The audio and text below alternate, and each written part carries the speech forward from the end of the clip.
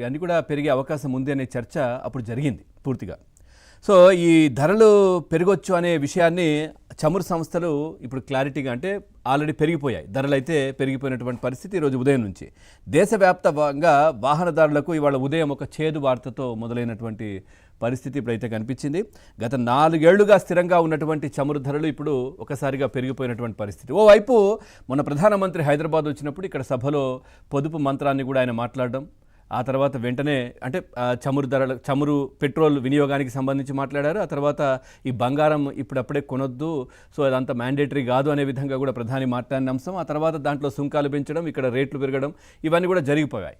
మరోవైపు ఈ ధరల పెంపు వాహనాల వినియోగాన్ని తగ్గించాలని చెప్తూనే పెట్రోల్ డీజిల్ ధరలు పెంచినటువంటి పరిస్థితి. లీటర్ పెట్రోల్పై సగటున ₹3 చొప్పున పెంచడం జరిగింది. లీటర్ డీజిల్ పైన కూడా ₹3 పెంచుతూ చమురు సంస్థలు అయితే నిర్ణయం తీసుకున్నాయి. ఈరోజు ఉదయం 6 గంటల నుంచే ఇవన్నీ కూడా అమల్లోకి వచ్చినటువంటి పరిస్థితి. కొత్త ధరలన్నీ కూడా ఏడాది వరకు బంగారం కొనుగోలు చేయొద్దంటూ ప్రధాని మోదీ మొన్న చెప్పినటువంటి విషయం మనం చూసాం సభలో. ఆ తర్వాత బంగారం దిగుమతులపై సుంకాలను కూడా పెంచేసింది కేంద్ర ప్రభుత్వం. ఇక పెట్రోల్ డీజిల్ ధరలు పెరగడంతో పూర్తిగా నిత్యావసర వస్తువులు కూడా పెరిగే అవకాశం ఉంది, పెరుగుతాయి అనే చర్చ ఇంకోవైపు, సామాన్యులపైన చాలా పెద్ద భారం పడుతుంది అనేది ఇంకోవైపు. మరి ఏం జరగబోతోంది, ఏంటి, ఎట్లా ఉంటుంది పరిస్థితి? సో ఈ అంశాలకు సంబంధించి మనం చర్చలోకి వెళ్దాం. చర్చలో పాల్గొంటున్నారు బీజేపీ అధికార ప్రతినిధి అమర్నాథ్ సారంగుల గారు. అమర్నాథ్ గారు నమస్కారం. అట్లాగే రాజకీయ విశ్లేషకులు సీనియర్ జర్నలిస్ట్ పాపారావు గారు. సార్ నమస్తే. అట్లాగే ఇటు ఏపీ కాంగ్రెస్ సీనియర్ లీడర్ అధికార ప్రతినిధి ఎస్కే బాజీ గారు. అందరికీ నమస్కారం. ముందుగా పాపారావు గారు, మొన్నే మనం మాట్లాడుకున్నాం ఈ అంశానికి సంబంధించి. ప్రధాని ఈ విధంగా మాట్లాడారు, ఏం జరగబోతోంది, ఎప్పుడు పెరగబోతుంది అనే విషయాన్ని మనం మాట్లాడుకున్నాం. సో ఇప్పుడు ఒకవైపు పొదుపు మంత్రం, ఇంకోవైపు ధరల పెంపు, ఎట్లా చూస్తారు సార్? ఇది ప్రీ ప్లాన్డ్ అనుకోవచ్చా, అనుకోనేది అంతా జరిగింది అనుకోవచ్చా, మాట్లాడారు అనుకోవచ్చా? ఆయనకు అవగాహన లేకుండా ఎలా ఉంటుంది? ప్రధానమంత్రిగా ఆయన స్పష్టంగా అవగాహన ఉంటుంది. ధరలు పెరగబోతున్నాయి, పెరగాల్సిన అవసరం ఉందని ఆయన భావించింది, పెరగబోతుంది అనేది ఆయనకి ఖచ్చితంగా అంచనా ఉంటుంది. కానీ ఏంటంటే దాని ప్రీ ప్లాన్డ్ అనే మాట వాడటం ఏమి అంత పెద్ద కుట్రలే ఉండవు. కానీ అయితే వాళ్ళ విధానాలు ఆ విధానాలు ఏంటంటే ఇప్పుడు 4 సంవత్సరాలుగా పెరగట్లేదు అనేది మీరు ఇంట్రోలో చెప్పారు. కానీ అంతకు ముందు 40 సంవత్సరాలకు సరిపడా పెంచుకుంటున్నారు అనేది కూడా కనపడుతుంది. అదే కదా, అంతకుముందు ఎంత పెంచారు? చాలా విపరీతంగా పెంచారు. భారతదేశంలో పెట్రోల్ ధరల గురించి ఎన్నెన్ని కథలుగా చెప్పుకున్నాం. మా దగ్గర నుంచి డీజిల్ కొనుక్కొని అంతకంటే తక్కువ ధరకి బోటాన్ అమ్ముతుందని ఇవన్నీ మనకు తెలిసినాయి కదా. ఎడిటోరియల్స్ లో వచ్చినాయి, ఫైనాన్షియల్ ఎక్స్ప్రెస్ లోనో లేకపోతే సింగిల్ స్టాండర్డ్ ఎడిటోరియల్స్ లోనో వచ్చిన డీటెయిల్సే కదా. ఇక్కడ దగ్గర నుంచి మన దగ్గర నుంచి పెట్రోల్ కొనుక్కొని ఆ బోటాను వాళ్ళ దగ్గర అంతకంటే తక్కువ అమ్ముకుంటుంది డీజిల్. మరి మనం అంతకంటే ఎక్కువ రేటుకి అమ్ముకుంటున్నాం. మనం వాళ్ళకి అమ్మేది తక్కువకి మనమే ఎక్కువకి అమ్ముకుంటున్నాం. ఇవన్నీ ఉన్నాయి. కాబట్టి ఏంటి ఓవరాల్ ఇక్కడ మనకి పెరిగినాయి. ఇప్పుడు ఎంత పెరిగినాయి? ₹3.14 పెట్రోల్ మీద, ₹3.11 డీజిల్ మీద పెరిగింది. ఇది ఇంతటితో లాస్ట్ మళ్ళీ అవ్వదు. దఫాలుగా ఇంకా ఉంటాయి వడ్డింపులు. ఎందుకంటే హోర్ముజ్ జలసంధి సంక్షోభం అనేది పూర్తి కాలేదనేది స్పష్టంగా మనందరికీ తెలిసింది. ఈరోజు ప్రపంచ రాజకీయాలు ప్రతి వాళ్ళు తెలుసుకుంటున్నారు, అక్కడ దాకా పోయిందంతా. సో కాబట్టి ఏంటి ఇప్పుడు అలా ఆగవు, పెరుగుదల ఇంకా జరుగుద్ది. కాబట్టి ఏంటి ఈరోజు అన్ని రకాల సమస్యలు ఉంటాయి. ద్రవ్యోల్బణం ఎంత పెరుగుద్ది? ఇప్పుడు పెట్రోల్ డీజిల్ తాలూకు ప్రత్యేకమైన సమస్య ఏంటంటే అది పెరిగి డీజిల్ కనుక, ముఖ్యంగా డీజిల్ కనుక పెరిగితే అన్ని ధరలు పెరుగుతాయి. మీకు ఉదాహరణకి అగ్రికల్చర్ లో డీజిల్ వాడతారు, రవాణాలో డీజిల్ వాడతారు, ఫిషర్మెన్ కూడా డీజిల్ వాడతారు. వీళ్ళందరికీ ఖర్చులు పెరుగుతాయి. ఫిషర్మెన్ డీజిల్ వాడితే చేపలు తినే వాళ్ళకి కానీ మాంసాహారానికి, అగ్రికల్చరలిస్ట్ వాడితే అన్ని రకాల ఆహార పదార్థాల ధరలు పెరగాల్సిందే రేపు పొద్దున. వాళ్ళు డీజిల్ ఎందుకు వాడతారు? వ్యవసాయదారులు వాళ్ళ మోటార్లకు వాడతారు, హై స్పీడ్ మోటార్లకి. అలాగే వాళ్ళు మన ఇప్పుడు ట్రాక్టర్లు ఎట్టుకుడి ఉన్నాయి, దానికి డీజిల్ కావాలి. అలాగే హార్వెస్టర్లకి డీజిల్ కావాలి.